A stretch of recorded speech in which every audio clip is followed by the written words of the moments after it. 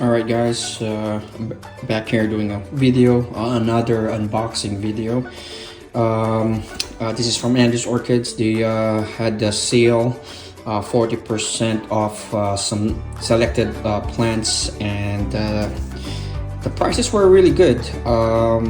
Actually, I was only looking for one plant in my wish list, and but I don't think it would be worth it to order just one and pay a lot in shipping, so I ordered a couple more plants. So just want to show you guys real quick here the packaging. It's kind of cold here in Texas. Of course, it's not comparable to other states. It's like 57 right now, but they packed it really well. This is the first time I've seen them use this kind of packaging, so they're kind of anticipating the weather. So let me get the plants out and yeah, go through each one. All right guys, so yeah, I bought 4 plants and I've just removed them from the box.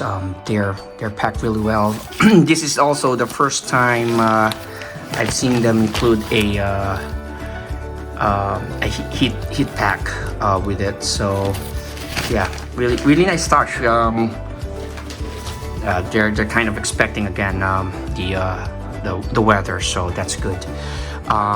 So yeah, 4 plants. Also, I believe this is the first time I purchased a non-orchid plant from Andy's Orchids. So yeah, let's start with the first one. All right. Okay. So yeah. So we'll start with this one. It's again the first plant that's not an orchid that I've purchased from Andy's Orchid. Let me just take off this off here.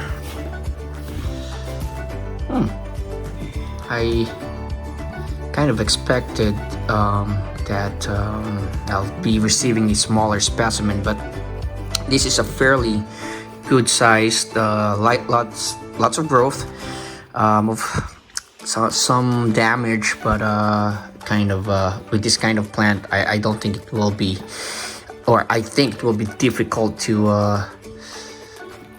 get it undamaged. But overall, let me see here. Yeah, the plant looks good. Looks well established in here. So it's the Impatiens repens. Good thing that after I purchased this plant, I did a research, and it's actually when I first read the scientific name, I thought it was Impatiens, but it's Impatiens according to some of the YouTubers. It's like around $8, not bad for its price. It's from Sri Lanka. It says here Sri Lanka, and it's considered extinct at one point in Sri Lanka until it was found again in the wild, I believe. I don't know what caused it to be considered extinct at the time. Maybe deforestation or anything that damaged its habitat, but basically they found it again, and it's an easy to grow plant according to what I've researched. And when it gets established, it produces really red stems and then these green leaves, and also a really nice yellow flower. Yeah, I can see some damage here. It's all right. But when I saw this plant during the sale, the first thing that came into my mind is it's perfect for a vivarium. So I've tried the creeping Charlie before.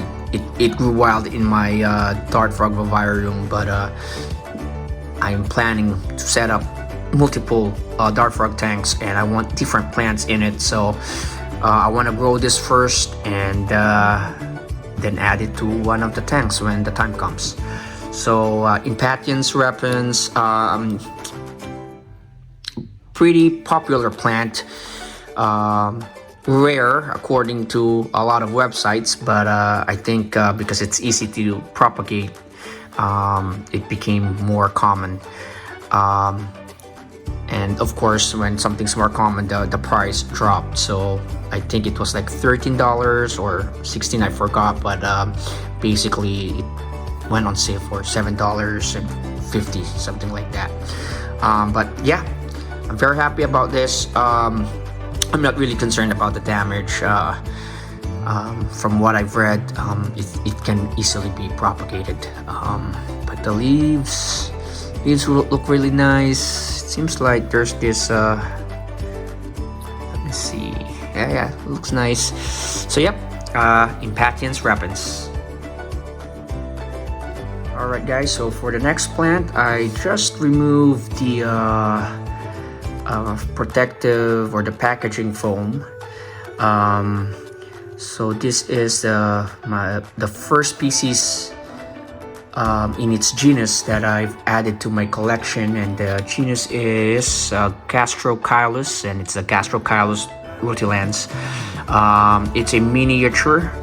Watering, according to the website, it's moist. Since it's mounted, it's like 3 to 5 waterings. It needs to dry in between waterings. Temperature, from what I read online, it's like intermediate to warm, and preferably warm, and light is shaded. I'm sorry, shaded or bright. So most of the plants I bought, the next orchid after this is also more of the warm grower. Anyway, yeah, Gastrocylus rutilans. This one is a really nice specimen. Let's do a close up here. Got all those roots well established, and you can see algae or moss growing on the wood. Look at all that growth. That's really nice. The leaves looks really nice. Also looks healthy. Yeah, it's a healthy looking plant. Happy about this. I like the mount it's on. There's something about an orchid that's mounted or on a stick or a slab. It looks more natural, I guess. But definitely there are orchids that are easier to grow if they are in pots. But this one looks really good.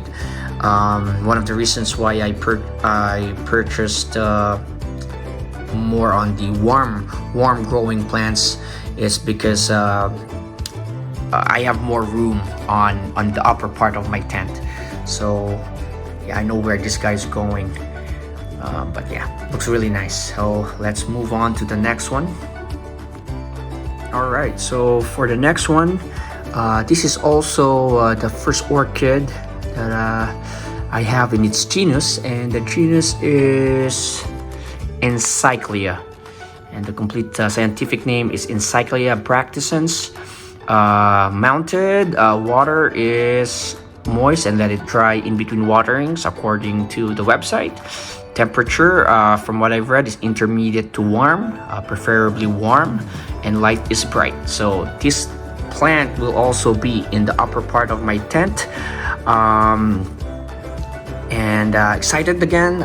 These are 2 orchids now that I'm trying out from its genus. I never had the Gastrocylus and the Encyclia, and both genuses have I'm not sure if it's a correct term, genuses, but from what I've researched is they have miniature specimens or species in this genus. So if I'm able to grow them really well, I might add more to my collection, especially for the Gastrocylus. There's a couple that looks really nice, but again comes in a miniature form, and that's what I'm looking forward to, because again I don't have enough room in my grow tent, and I'd rather have miniature versions of orchids. Anyway, back to this plant. Looks like it has like a bulb. So I'm not sure if it's a pseudobulb or just like the bulbophyllum. They have bulbs, And but yeah, as you can see here, very well established plant. Look at the roots reaching all the way back. There's some algae, so yeah, it's getting a lot of water. And more here. So, and again, I like the way the mounts they come in. I wish I know where they get their wood. This looks a very healthy plant. Another thing is it's a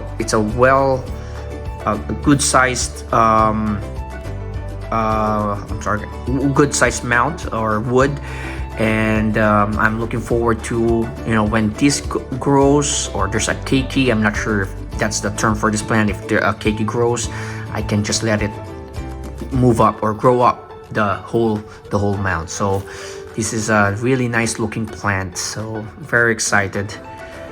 And again, came on a sale, 40% off, so it's less than $20, so a good catch for me. So moving on to the next plant. All right, so for the last plant, this is the one which is in my wish list, and I saw the price drop considerably. It's kind of not really expensive compared to the other orchids. It's like in the 30s, but I don't usually buy orchids that's around the $30 mark, so it went down to like the 20, so 40% off basically. And I have experience with this genus. It's the Restrepia, and the actual species is Restrepia morii or mori, or I don't know if that's the correct way to pronounce it. Culture, it needs to be moist all the time, up to daily waterings if needed. Temperature intermediate to cool, and light is shaded to bright. And as I've said, I have the Restrepia muscifera, Restrepia dodsonii, and the Restrepia falkenbergii. And literature-wise, in terms of if you research online, they need to be always moist. They prefer to be cool according to websites because they are found in cloud forest. But in my case, they grow well in intermediate parameters. My temperature where they're located at is around like 75 Fahrenheit or less, and they're great. They flower all the time for me. They are flower nonstop, and it's one of these species that or genus that I think, or at this point I can say confidently that I can grow properly. And Restrepias though, I'll show you some pictures, or the pictures of the three species that I have, and the shape of their flowers in general looks the same, or they generally have that same shape. It's just the different colors and patterns, and like other parts of the flower that may look different, but in general they have that same shape. But they're nice. They really are nice, and this one in particular caught my eye because of the color of its flowers and the shape also. And actually I noticed when I was removing the foam, it's now starting to, here's a spike. So yeah, I hope it does bloom, because I'm looking forward to how it looks in person, because I've seen all the excuse me, pictures online, and they look really nice. This looks a bit battered but it's fine. For me it still looks good. Look at all those algae. Obviously they water this plant a lot.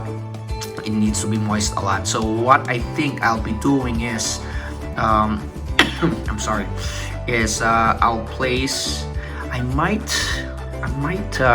just remove it from its mount and put it in a mesh pot. That's what I might do.